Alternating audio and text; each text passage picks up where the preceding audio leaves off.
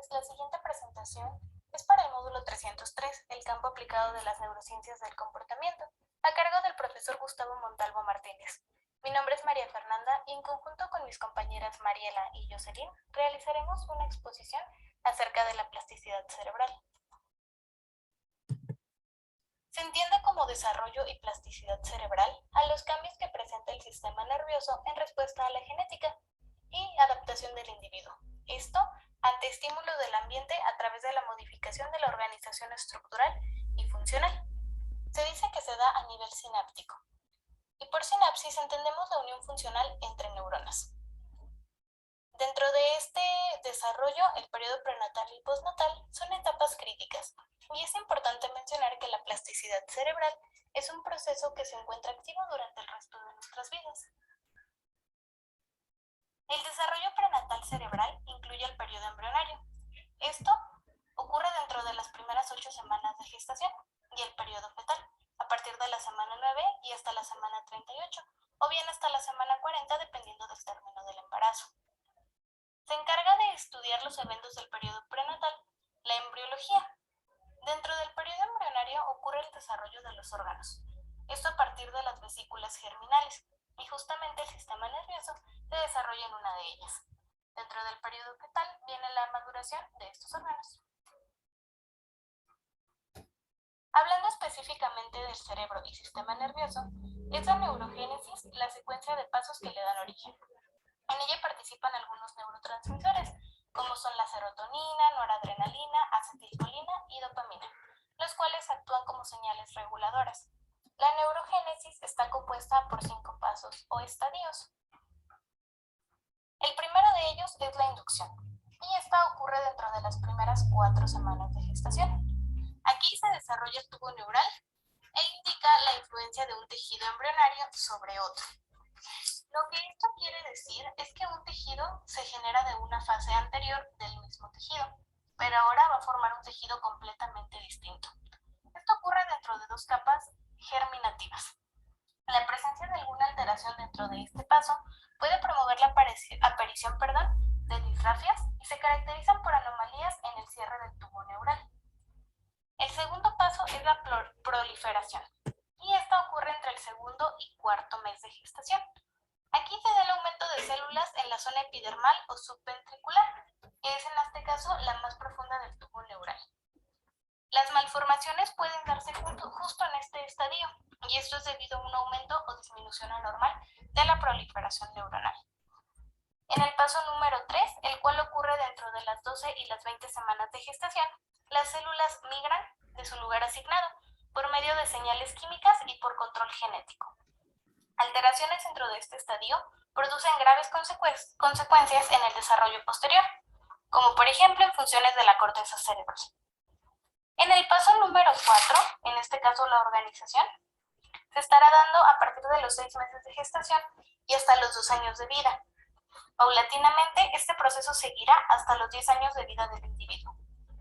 Se caracteriza la arborización dendrítica, donde se forman conexiones entre las terminaciones nerviosas, gran producción de sinapsis y aumento de prolongaciones de las neuronas o dendritas.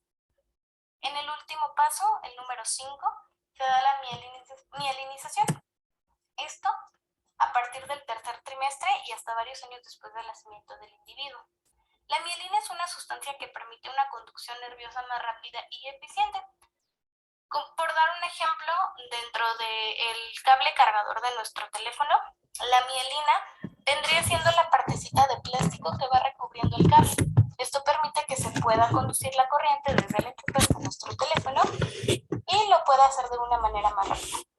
Los efectos en la mielinización pueden producir la pérdida progresiva de sustancia blanca y esto llevarnos a sufrir trastornos sensitivos, motores y cognitivos.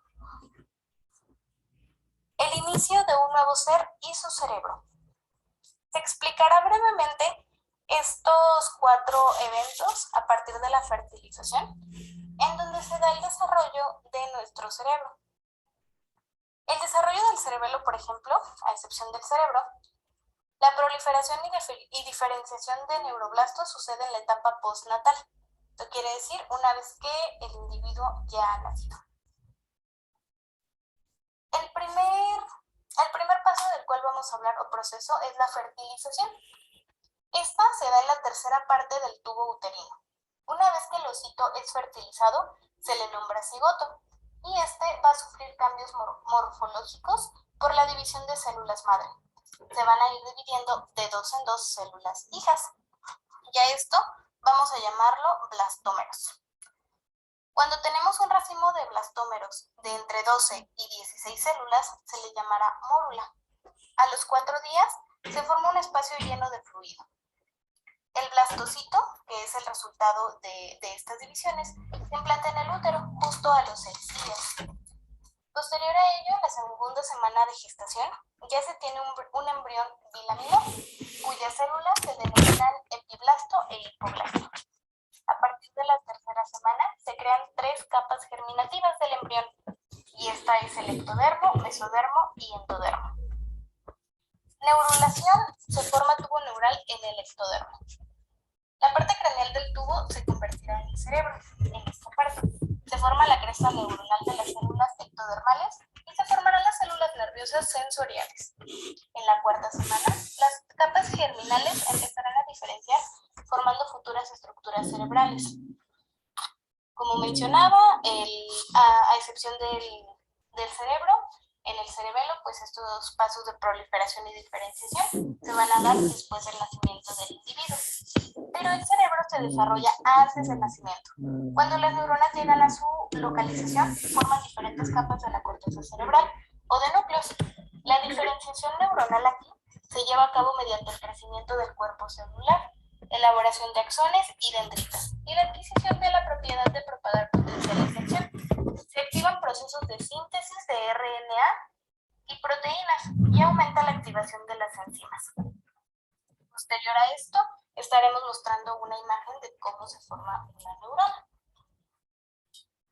Estas son las partes que mencionábamos: el núcleo, que es el centro de nuestra neurona, las dendritas, que son las ramas que salen del núcleo, tenemos el cuerpo celular, el axón y la mielina recubriendo toda esta parte.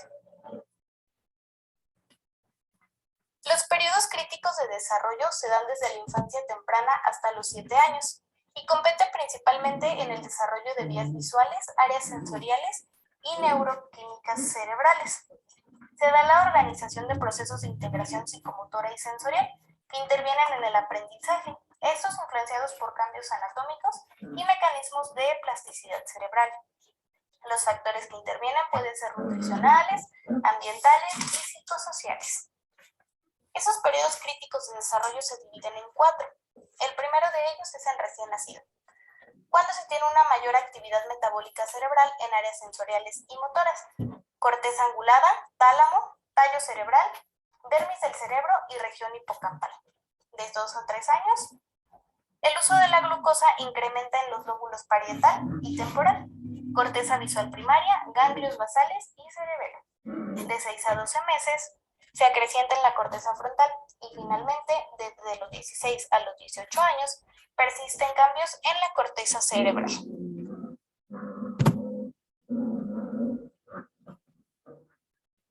Estudios han demostrado que la respuesta fetal se puede ver influenciada por experiencias tempranas y que este efecto ejerce influencia sobre la maduración del sistema nervioso. Para la semana 25 de gestación, el feto es capaz de percibir y aprender sonidos externos, ya que el cerebro y órganos sensoriales ya están desarrollados. Otra forma de aprendizaje que tienen los fetos es la habituación. Referente al lenguaje, demuestran habilidades de discriminación en unidades del lenguaje simple como las sílabas. Durante el neurodesarrollo del recién nacido, los periodos críticos son en la fase de organización neuronal de axones y dendritas, que después madurarán y generarán circuitos neuronales funcionales. Los recién nacidos pueden discriminar diferentes propiedades de un estímulo, por lo tanto, sus respuestas son capaces de ser reforzadas y extinguidas mediante el condicionamiento operante. La exposición a los sonidos desde el vientre materno puede influir en la percepción. También funcionan como reforzadores que promueven la adquisición de respuestas conductuales y permiten observar cuáles son los procesos de lateralización que utiliza el bebé para adquirir aprendizaje.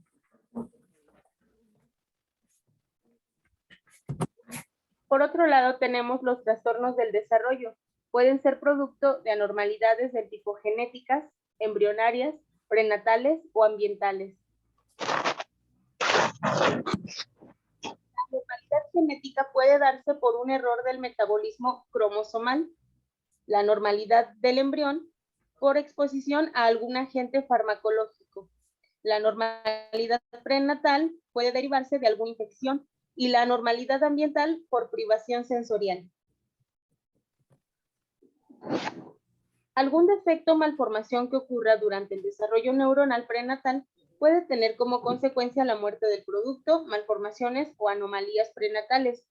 A nivel postnatal se ha podido observar que algún trastorno del desarrollo puede deteriorar en equilibrio en las funciones neuronales y pueden presentarse en etapas de desarrollo posteriores al nacimiento.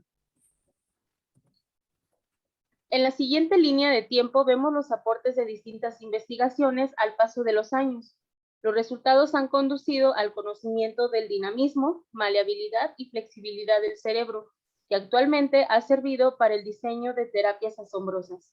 A continuación presentamos un mapa donde podemos observar los conceptos más generales. Siguiente a esta diapositiva, en el año 2006 se define neuroplasticidad como un proceso continuo a corto, mediano y largo plazo de remodelación de mapas neurosinápticos que optimiza el funcionamiento de las redes cerebrales durante la filogenia, ontogenia y posterior a daños del sistema nervioso. En el año 2011, Don Bowlby refiere que la plasticidad son cambios en las redes neuronales al entrenamiento, la injuria, rehabilitación, farmacoterapia, estimulación eléctrica o magnética, y a terapias genéticas y de células madre. La plasticidad del sistema nervioso central incluye la neurogénesis, apoptosis, los brotes dendríticos y axónicos, la potenciación a largo término de la transmisión sináptica, el reclutamiento de la corteza adyacente y el reclutamiento del hemisferio contralateral. Los procesos genéticos, bioquímicos y fisiológicos. Los procesos biomoleculares de tipo neurobioquímico, neurogeoquímico y neuroproteómico permiten que la respuesta neuronal frente a entradas o señalizaciones no siempre se encuentre programada de una manera constructiva. Se explicarán algunos procesos genéticos, bioquímicos y fisiológicos. Genética y expresión proteica en la plasticidad cerebral.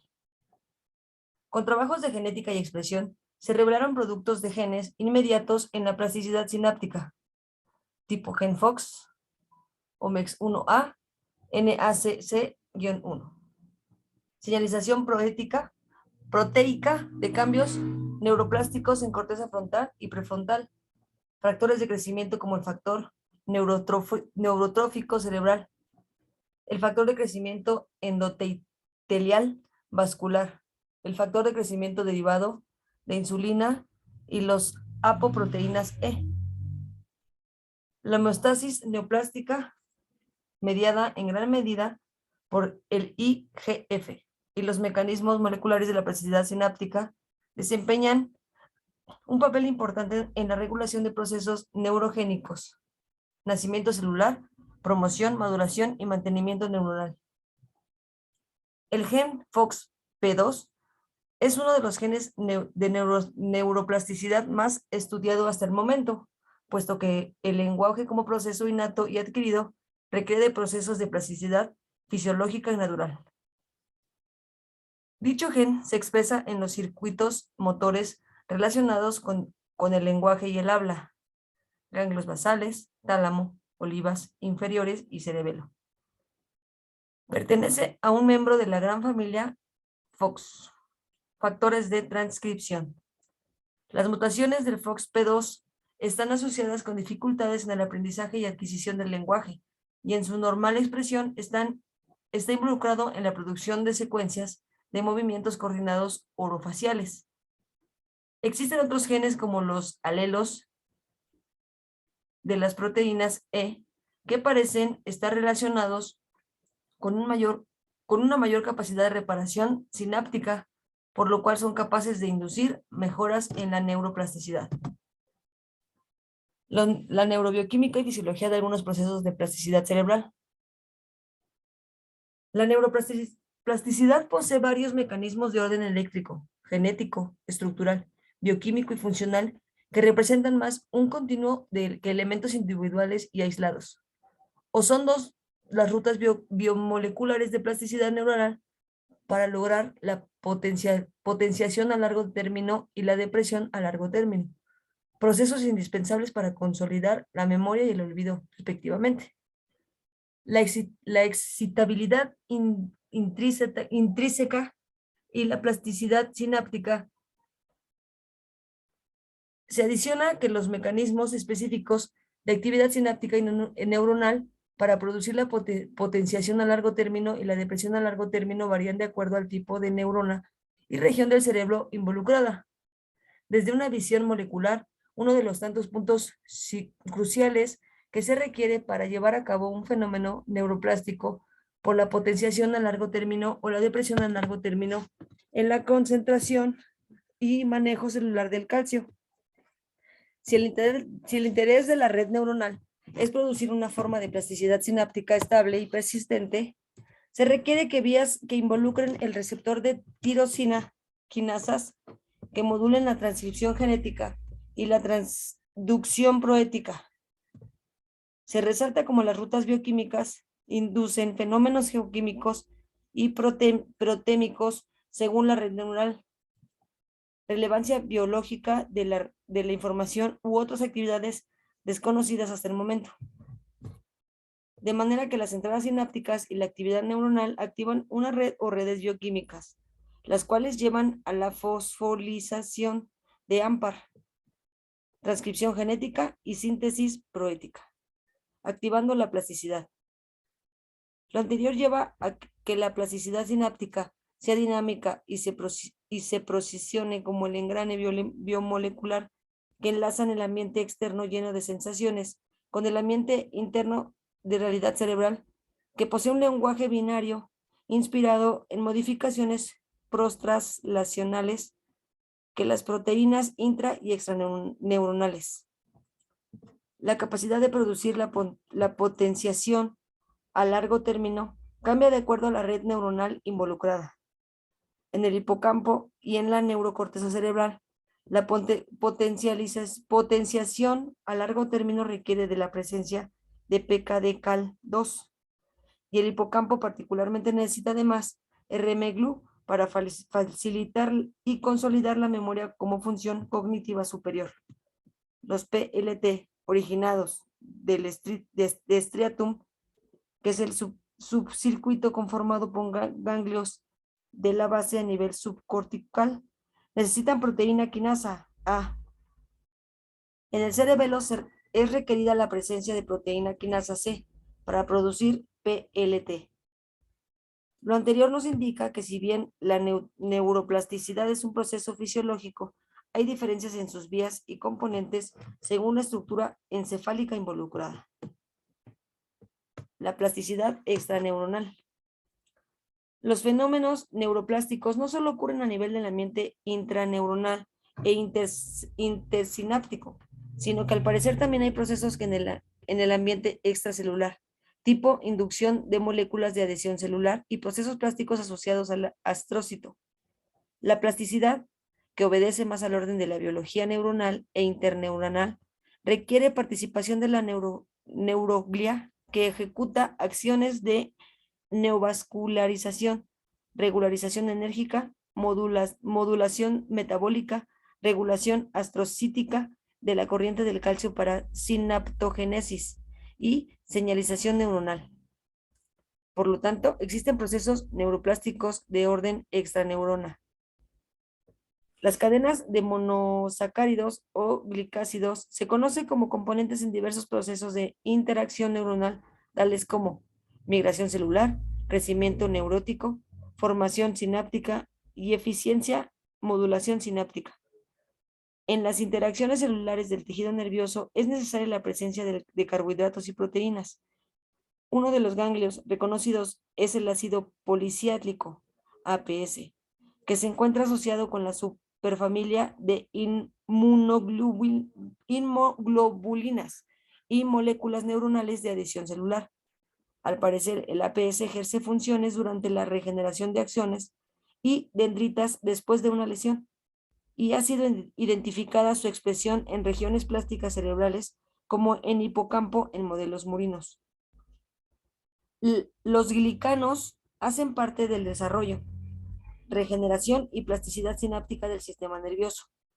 Las integrinas son moléculas estructurales de la matriz extracelular. Sus receptores también llevan a cabo señalización y funciones reguladoras neuronales en procesos fisiológicos tipo memoria y fisiopatológicos como la inflamación, cicatrización de heridas, metástasis, focos epileptogénicos, angionesis y lesiones tumorales. Tienen capacidad de disminuir corrientes citotóxicas de glutamato modulando los canales MNDA y AMPA. Otras moléculas que conforman la matriz extracelular son las neurotrofinas. Estas controlan la supervivencia y diferenciación de las neuronas, funcionando de manera estrecha con el factor de crecimiento nervioso y el BNDF.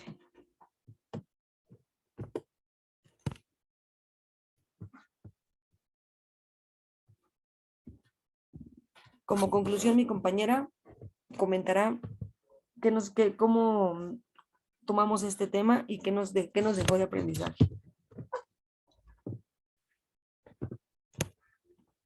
Podemos concluir que la plasticidad cerebral es asombrosa, ya que nos permite observar cómo el cerebro puede funcionar y adaptarse a casi cualquier circunstancia o la rehabilitación después de una lesión cerebral. Un dato destacable y muy sorprendente es que gracias a la plasticidad cerebral, muchos individuos que nacieron sin una parte de su cerebro no presentan ningún síntoma ni deficiencia, ya que en su desarrollo la plasticidad cerebral creó conexiones utilizando los recursos existentes. La realización de hemisferectomías es otro gran aporte moderno y la plasticidad representa un papel importantísimo. Por todo lo antes mencionado, agradecemos su atención.